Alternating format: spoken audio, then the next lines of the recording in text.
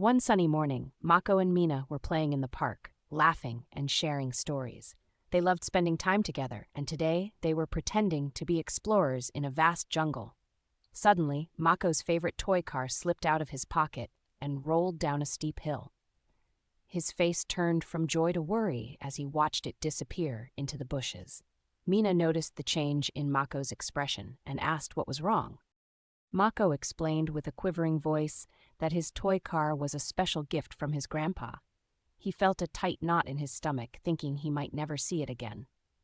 Mina saw tears welling up in Mako's eyes and felt a pang of sadness for her friend. She knew she had to do something to help. "Don't worry, Mako, we'll find it together," she exclaimed, trying to sound brave.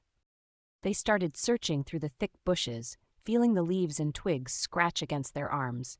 Mina suggested they split up to cover more ground. Mako hesitated at first, afraid of being alone, but Mina reassured him with a confident smile. They each took a deep breath and began their separate quests, calling out to each other to stay connected. As Mako searched, he felt more and more frustrated. He kicked at the dirt and let out a loud sigh. "It's no use," he thought. "I'll never find it." Just then he heard Mina's voice, chirpy and full of hope. "Mako, remember how we pretended to be jungle explorers? Let's use our explorer skills to track down your car," she suggested, her voice echoing through the trees. Mako's face lit up at the idea. He wiped his tears and started to think like an explorer. "Explorers use clues to find their way," he said to himself. He began looking for tracks in the dirt and broken twigs. Meanwhile, Mina was using her imagination to think like the toy car. "If I were a car, where would I roll?" she pondered, scanning the ground carefully.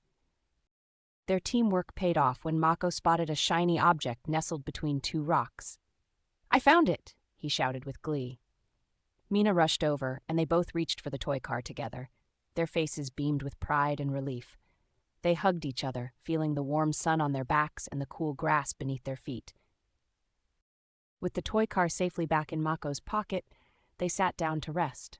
Mako thanked Mina for her help and for not giving up on him. Mina smiled and said, "That's what friends are for." They talked about how they felt during the search, with Mako sharing his worries and Mina expressing her determination to help. As the day turned to dusk, Mako and Mina walked home, reflecting on their adventure. They realized that it's okay to feel scared or sad sometimes, but it's important to talk about these feelings and find ways to solve problems together. They promised to always support each other, no matter what emotions they faced. Back at home, Mako placed his toy car on the shelf and looked at it with a new appreciation. He knew that the car wasn't just a toy. It was a reminder of friendship and the power of working together. Mina waved goodbye from her window, and Mako waved back, feeling grateful for their emotional adventure and the lessons learned. Hey there, thanks for listening to our story today. If you want to get a new story every day, make sure to subscribe. Or, if you want to generate your own customized stories using the power of AI, download the Storigami app for iPhone and iPad today.